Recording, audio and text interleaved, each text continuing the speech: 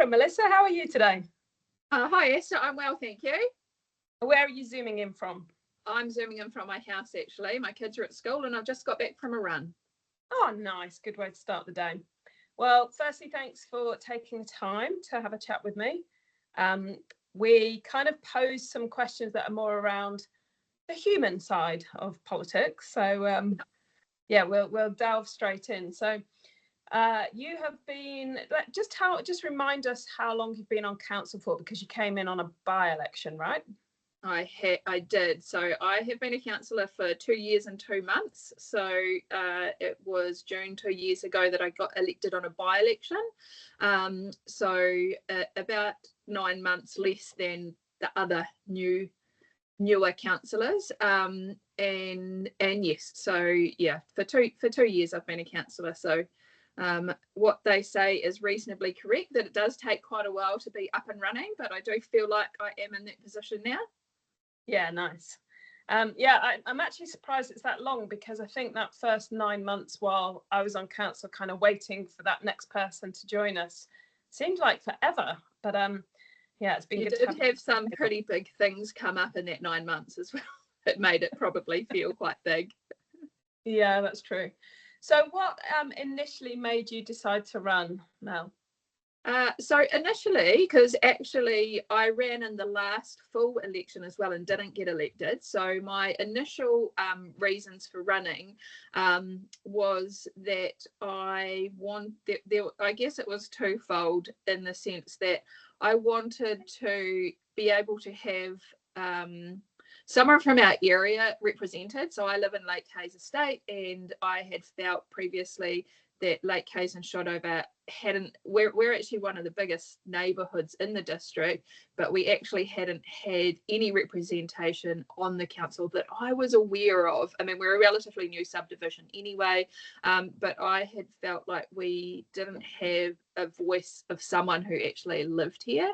And I guess I had learnt, because I wouldn't say I'm a politician, or this isn't a career that I thought that I would have even 5 or 10 years ago, but it was my other role. I've got a small business making cakes, that I'd had a lot of dealings with the council, and I had been through that process of making submissions, trying to have a say, feeling unheard, that I wanted to join council to see if I could make a difference there. Excellent. And I think, yeah, Lake Hayes Estate has been a really interesting topical area, right? Because of the speed of development, both in the recent history, but also what's about to happen. Yes. And highly topical and highly congested, of course. So yeah, thank you for standing.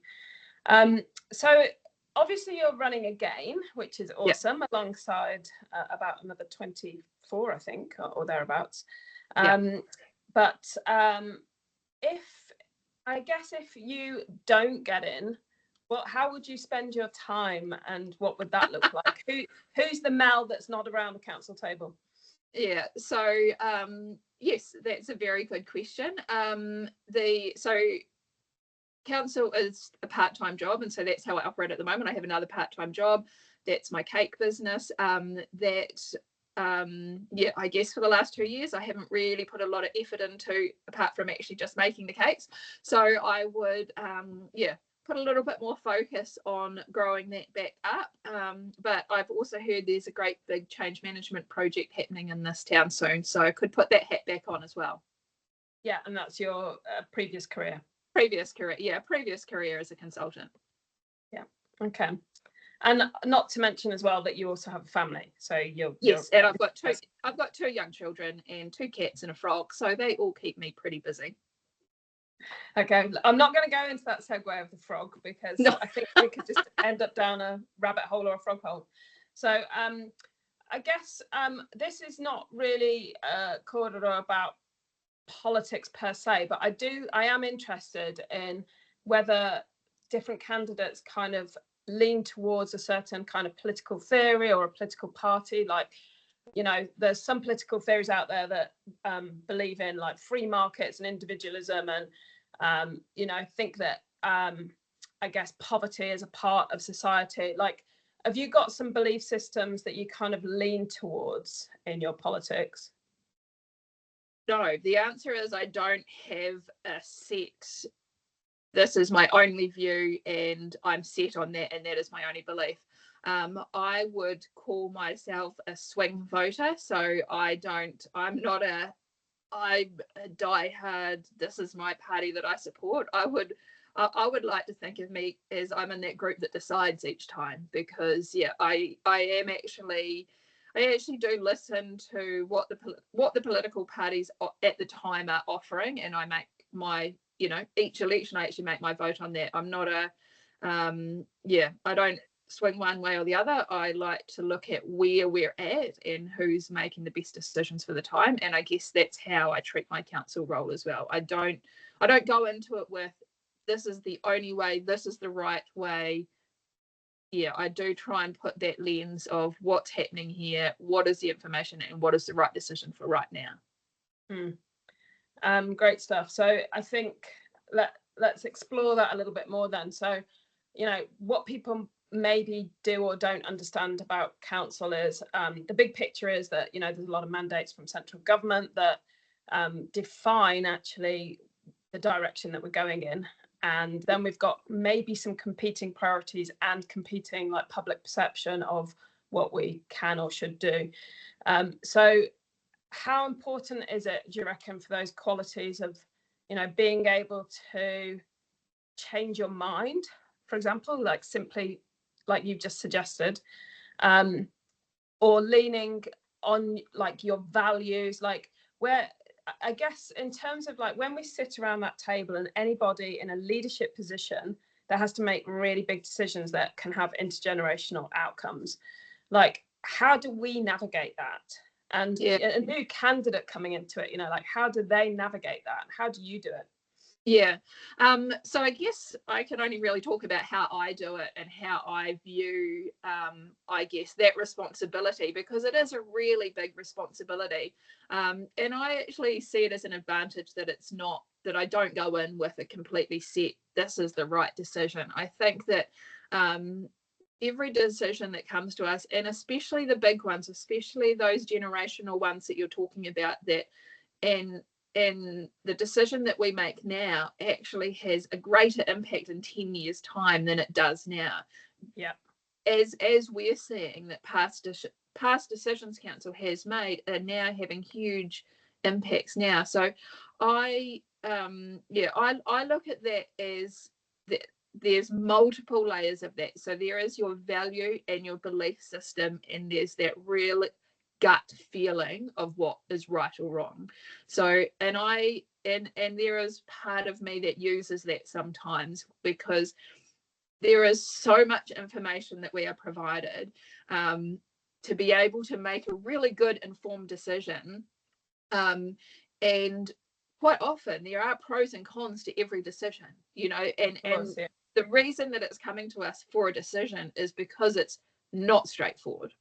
So that's where it comes to really evaluating what the pros and cons are against the value system that you hold and that you represent for your community. And I think that's where I try and distinguish that it's not always just my values personally, but looking at what it is, because that's how I see my role. It's not that I'm in there to make the decisions because I think that they're the right ones just for me. It's about thinking about that bigger picture and who you're representing. And I guess who I'm representing is the people that voted me in, who ideally have a similar value system to what I do, or at least see value in the way that I see the world. Yeah, absolutely. And it is highly complex, because a lot of the issues that we're talking about, we might be representing people today, but we're also thinking about the people we're representing in the future, right? That don't even exist yet, which is kind of what you were suggesting with those legacy issues, And I think I do quite often put that lens. My children are young, so I quite often put that lens. It's like, how will this impact them, and how will it make their lives better and this district better in the future? Yeah. Do you find the role stressful or not? Yes. I think yes and no. I think there are parts of it that are really stressful. I think that the amount of reading that we're given, and sometimes in reasonably short time frames of turning things around, to really be able to make sure, because you really want to understand, the importance of understanding the decisions that you make is really high. So that part of it is stressful, and I think that even though you're in a small room when you're debating these things, knowing that it's going wider adds an element of stress to it. But I was listening to someone speak last week, and they did say, if you're nervous and that's /stressed, it means that you care. And I think that actually really helped me, because I was quite nervous last week, and it kind of brought home to me, it's like, yes, it can be stressful, and there can be things that you're like, am I doing this right? But it actually does mean that you care, and that I think that's a really important part of this role. And the responsibility that you've been given. I mean, if you challenge yourself to think 10 years time I'm still in the same role and I no longer get stressed, does that mean I don't care? And I guess that's the reflection that we have, is that if things come too easy and we're not nervous about it, then I think there's definitely an issue. So with thinking about some of the conflict and some of the public kind of scrutiny and that aspect of it, what role do you think that ego plays in like local politics and putting yourself forward as a candidate? Like, what role does ego play, and do you have an ego? That is a very good question, and an interesting one that I haven't really given much thought to. I haven't really thought about the ego side of it. I mean, I think that if you were an extremely shy and introverted person, this would be an even harder role to fill.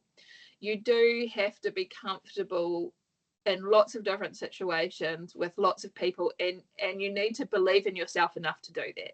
So I mean, that could be related to ego in a sense, but I think it's about that confidence and being comfortable in uncomfortable situations.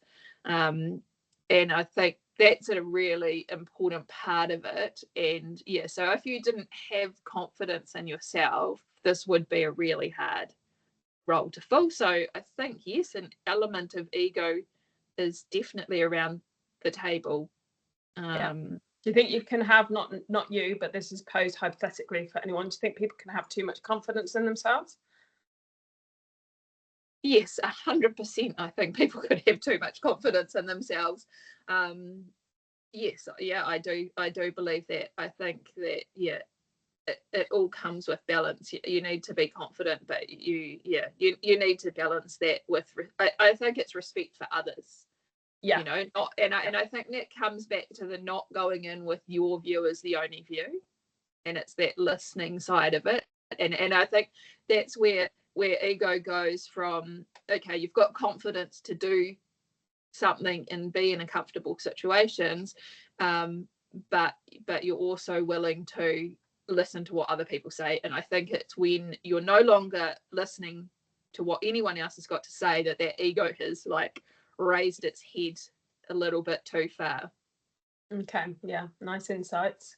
I guess the reason that I kind of refer to stress is I've kind of called this this podcast Inside Voices, and I've taken it from the idea that we have to use our inside voices rather than our shouty voices if we want to be effective, but also it's that kind of inner critic, and so that ability for self-reflection I personally think is really valuable in any kind of leadership.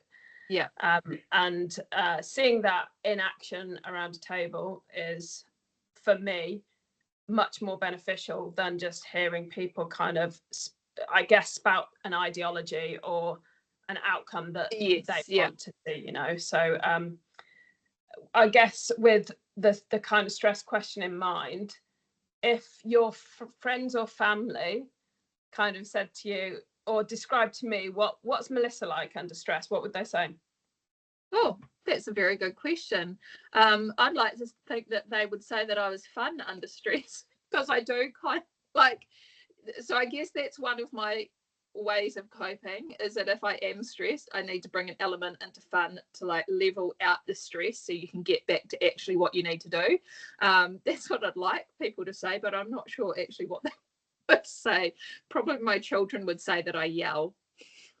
It's probably a question that we should each ask our friends. I know. Yeah, exactly. Yeah. And I guess if you had to describe a time, so you've talked a lot about listening, so I just kind of want to maybe lean into that a little bit. Can you describe a time when you've kind of listened and changed your position, or kind of compromised on something? It doesn't have to be around the table, and you might not have an example, so if it's too hard, don't worry. But it's that idea that, for example, when I stood, I literally made no promises other than that I would listen and try to broker decisions based on all the information that you have, which is literally our role. Yeah. So I don't know if you've got any kind of examples of when that's been hard, or. Well, I can tell you an example of when it would have been hard if I'd had to do it. So our latest, this was last week's meeting, CCO, such a big deal. And this is the Water Services. Water Services. Council controlled organisation, for those listening. Yeah. Sorry. And, no, you're okay. And so a proposal had been taken out, gone out for consultation, which this is when it come down to my gut. We had all that information. There were pros and cons. There's no perfect solution here, but we had to make a decision. My gut feeling, and on the balance of all the information, I did not believe the water CCO was the right decision to go with, but that was what we put out for consultation. I accepted that would go out for consultation like that.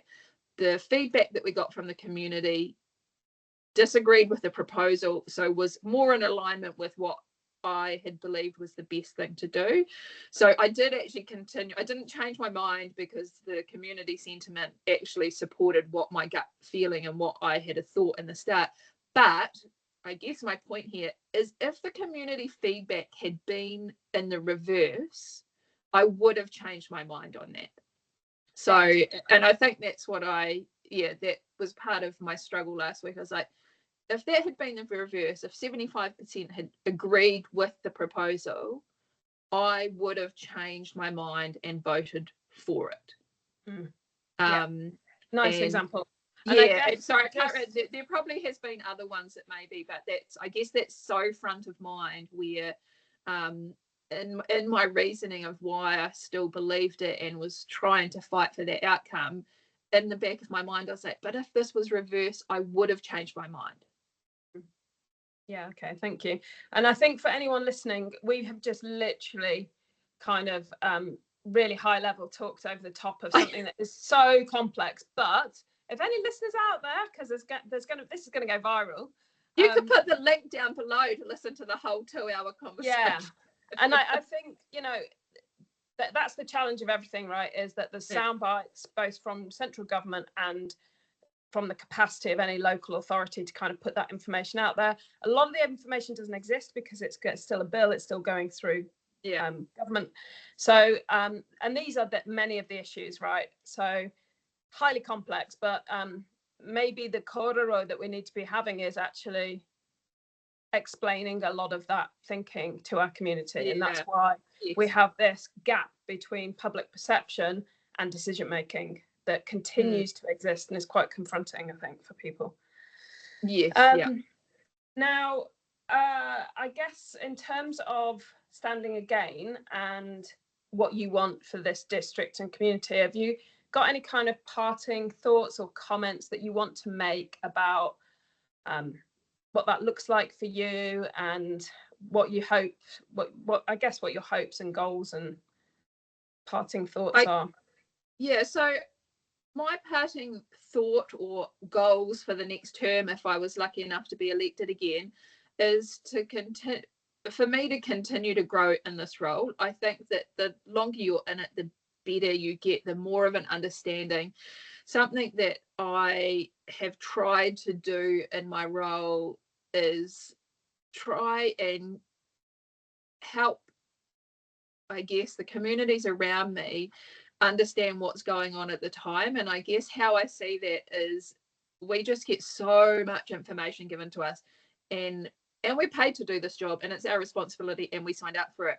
So for me, it's about kind of going through that information and sharing with different community groups or the community, or what it would be really great for them to concentrate on, because it's our job to be on top of all of it as much as possible.